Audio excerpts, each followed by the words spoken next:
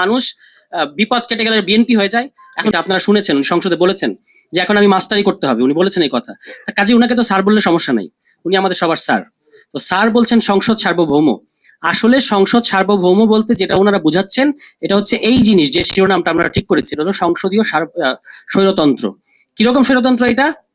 তারা কিন্তু বলছেন যে আমাদেরকে জনগণ ভোট দিয়েছে, যেটা আমাদের জাভেদ রাসিন বলে গেলেন, আমাদের জনগণ সার্বভৌম, জনগণ আমাদেরকে ভোট দিয়েছে, কাজে আমরা সার্বভৌম।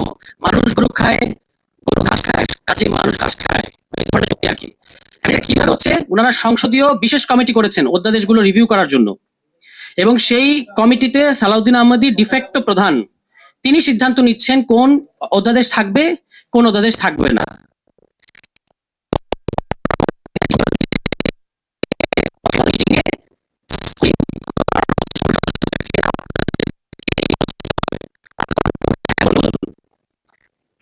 না বলুন, অর্থাৎ আপনারা দেখেছেন ওই যে মুনিরা শারমিন যে অধ্যাদেশটার কথা তুলেছেন, সরকারি কর্মচারী কর্মকর্তা কর্মচারীদের শৃঙ্খলার যে অধ্যাদেশ, এই অধ্যাদেশটা আমি পড়ছিলাম, আমার খুব মজা লাগছিল। 3 মিনিটে পার্লামেন্টে 3 মিনিটে পাশ হয়েছে, মাত্র 3 মিনিটে।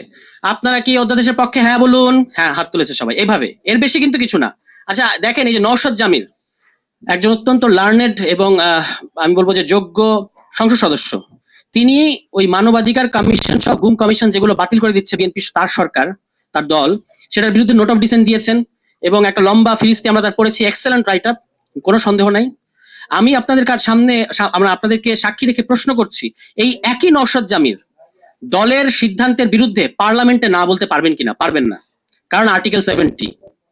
উনি ওই সংসদীয় কমিটিতে না বলছেন, মানে নোট অফ ডিসেন্ট দিয়েছেন, কিন্তু তিনি কিন্তু সংসদের ভেতরে নোট অফ ডিসেন্ট দিতে পারবেন না। ওনার ইচ্ছার বিরুদ্ধে উনাকে হাত তুলতে হবে যে হ্যাঁ আমি দলের সিদ্ধান্তের পক্ষে আছি, দল যেটাকে না বাতিল করতে বলবে বাতিল করব, দল যেটাকে রাখতে বলবে সেটা রাখবো। এটাই হচ্ছে আমাদের সো-কল্ড সংসদীয় সার্বভৌমত্ব, যেটা আসলে এক ব্যক্তির স্বৈরতন্ত্র ছাড়া আর কিছু না।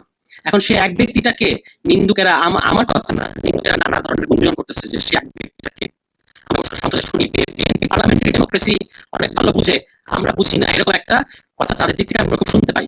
এখন সেই বোঝাপড়াটা কিরকম? সংসদে সংসদ নেতাকে উপস্থিত রেখে আরেকজন সংসদ সদস্য তিনি বলছেন যে ইয়েস আমি মাননীয় সংসদ সদস্যের পক্ষে, সংসদ নেতার পক্ষে বলবো। এটা উনি দম্ভের সাথে বলছেন।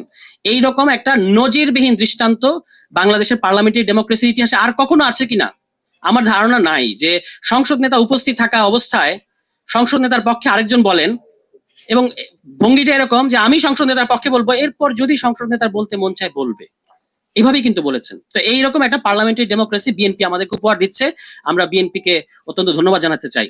আলোচনাটা এসেছে যে বিএনপির কিন্তু একটা ব্যারাম আছে, বিরাট ব্যারাম।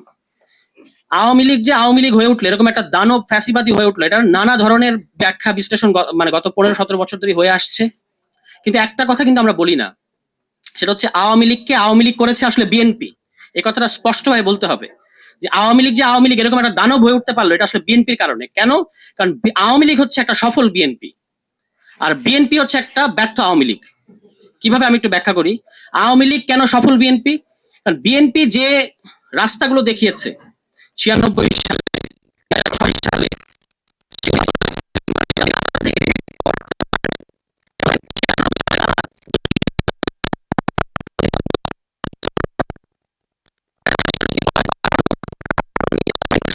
সেটা লগি পয়সা বাংলাদেশে এবং আওয়ামী লীগ 18 বছর ফাঁসিবাদ থেকে আনলো। মানে বিএনপি ক্ষমতাটা কুক্ষিগত করতে চায় কিন্তু পারে না। আর আওয়ামী লীগ ওই দেখানো রাস্তায়, ওই যে আওয়ামী লীগ 2008 সালে ক্ষমতায় এসে ঠিকই তত্ত্বাবধায়ক বাতিল করে দিল, আউটরাইট বাতিল করে দিল, কোনো সমস্যা হয় না আওয়ামী লীগের। সারা দেশের মানে তখন সিভিল সোসাইটি তাকে সমর্থন জানিয়েছে। ফলে এই কারণে আমি বলছি যে আওয়ামী লীগ হচ্ছে একটি সফল বিএনপি। এখন ওই সফল বিএনপির পরিণতি কিন্তু খুব খারাপ হয়েছে, আর ব্যর্থ আওয়ামী লীগকে এটা মনে রাখতে হবে। মানে ব্যর্থ আওয়ামী লীগ মানে বিএনপিকে এটা মনে রাখতে হবে যে পরিণতি ভালো হয়নি। আর ফাহিম মাসরুর ভাই যে কথাটা বলে গেছেন, এটাই আসলে আসল মতলব। যে অধ্যাদেশগুলো তারা বাতিল করে দিচ্ছে, এর পেছনে আসল মতলব হচ্ছে 2030 সালের নির্বাচন। তারা আবারও ওই ক্ষমতা হস্তান্তরের মুহূর্তে একটা বড়সড় ঝামেলা পাকাবে, এটাই হচ্ছে বিএনপির পরিকল্পনা। এবং সেজন্যই তারা এখন রাস্তা ক্লিয়ার করছে। যে অধ্যাদেশগুলো ইতিমধ্যে তারা বাতিল করেছে, বাংলাদেশের এই পুরো সংস্কার, পলিটিক্যাল সংস্কারের 40% ইতিমধ্যেই কবর রচিত হয়ে গেছে বিএনপির কারণে। মানে ওই যে মানবাধিকার অধ্যাদেশ, এটা কিন্তু এই যে গুম, দুদক, তারপরে আপনার জুলাই দায় মুক্তির অধ্যাদেশ, এগুলো সবগুলোর মাদারলো। মানে মানবাধিকার অধ্যাদেশ যদি না থাকে এগুলো একটাও থাকবে না। জুলাই অধ্যাদেশ নিয়ে আপনাদের একটা কথা বলি, আমরা বিএনপি কে সাধুবাদ জানিয়েছি, অনেকেই খুশি হয়েছে বা অনেকে আসলে হয়তো স্বস্তি পেয়েছে যে জুলাই দায় মুক্তিটা অন্তত বিএনপি দিয়েছে। কিন্তু সেখানেও তারা একটা খুবই সূক্ষ্ম মানে ঝামেলা করে রেখেছে। সেটা কি? ওখানে জুলাই দায় মুক্তির অধ্যাদেশে বলা আছে যে পুলিশের সাথে জুলাই মাসে যে এনকাউন্টার, সেটা আসলে দুই ভাবে বিভক্ত। একটা হচ্ছে রাজনৈতিক প্রতিরোধ এবং আরেকটা হচ্ছে সাধারণ ফৌজদারি অপরাধ।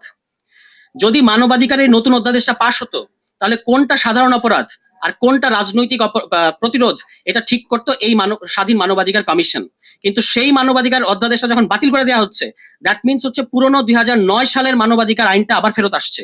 সেই আইনে বলা আছে যে যদি কোনো ঘটনার সাথে আইন শৃঙ্খলা বাহিনী জড়িত থাকে, সেই ঘটনার তদন্ত বা ব্যবস্থা মানবাধিকার কমিশন নিতে পারবে না। তাহলে কে নেবে? যার বিরুদ্ধে অভিযোগ সেই নেবে, পুলিশ। অর্থাৎ সামনে যদি রাজনৈতিক বিবেচনায় বিএনপি সরকারের মনে হয় এবং পুলিশের মনে হয় যে, কারণ তারাই ঠিক করবে কোনটা রাজনৈতিক প্রতিরোধ এবং কোনটা আপনার ওই সাধারণ অপরাধ, ফলে যদি কাউকে তারা নাজেহাল করতে চায় বিরোধী মতকে, এই ধারাটা দিয়ে তারা নাজেহাল করতে পারবে। সেই সূক্ষ্ম ফাঁকটা আর যেগুলো বাকি করছে সেগুলোর কথা তো বলাই বাহুল্য। ফলে আমাদের একটু খেয়াল রাখতে হবে যে তারা মুক্তি দিচ্ছে, কিন্তু এটাতে আমাদের স্বস্তি পাওয়ার কোনো কারণ নাই। এখানে একটা ফাঁক তারা রেখে দিয়েছে। এখন আমাদের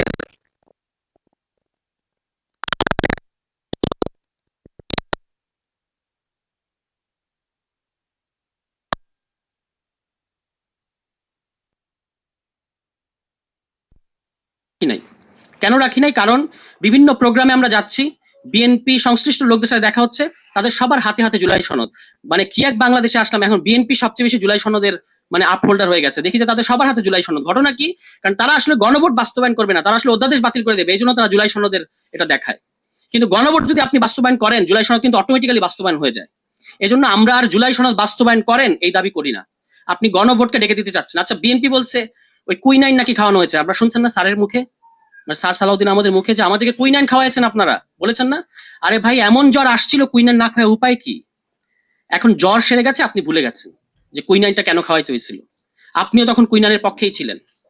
এবং এই যে এখন গণভোটটাকে তারা বাতিল করে দিতে চাচ্ছে বা গণভোট তারা মানবে না, গণভোট অধ্যাদেশটা, আমরা কিন্তু গণভোট অধ্যাদেশ নিয়ে কথাই বলতেছি না, যে গণভোট অধ্যাদেশ তারা বাতিল করে দিচ্ছে। এই গণভোট অধ্যাদেশ বাতিল করে দেওয়ার মাধ্যমে আসলে গণভোটকেই তারা বাতিল করে দিচ্ছে।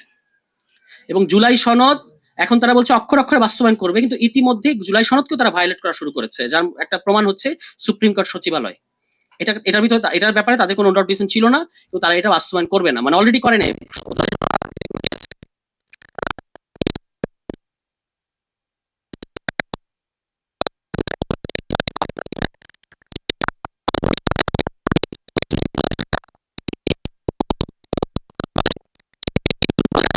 কারণে তারা এইটুকুকে ওই আইজিপির নিয়োগের যে সুপারিশ সেটাকে বাতিল করে দিয়ে এখন হচ্ছে আপনার পুরো কর্তৃত্ব, মানে একজন দলদাস আইজিপি বসাবে, এটাই তাদের নিয়ত। এবং এটার প্রমাণটা তারা কোথায় রাখছে? একেবারে সিলি ক্রিকেটের মতো একটা বিষয়, যেখানে বিসিবি, সেখানে তাদের স্থায়ী কমিটির 3 জন হেভিওয়েট নেতার পুত্রকে বসাতে হচ্ছে তাদের। This is BNP. এবং আমি দাবি জানিয়েছি যে আপনারা বিসিবিকে পিসিবি বানিয়ে ফেলেছেন, মানে পারিবারিক ক্রিকেট বোর্ড। স্থায়ী কমিটির বাকি যারা মেম্বার আছেন তাদের ছেলে মেয়েদেরকে কেন বঞ্চিত করছেন? তাদেরকেও দেন, তাদেরকেও এই পিসিবি দিয়ে একটা একাদশ করে ফেলেন। এটাই হচ্ছে, হ্যাঁ, তাদের সাথে বৈষম্য হচ্ছে, যাদেরকে আপনারা দিলেন না। মানে স্থায়ী কমিটি যে সকল মেম্বারদের ছেলেমেয়েরা জায়গা পেল না, তাদের সাথে বৈষম্য করা হচ্ছে। আমি তাদের হয়ে বলছি যে আপনারা বাকিদেরকেও এখানে দেন।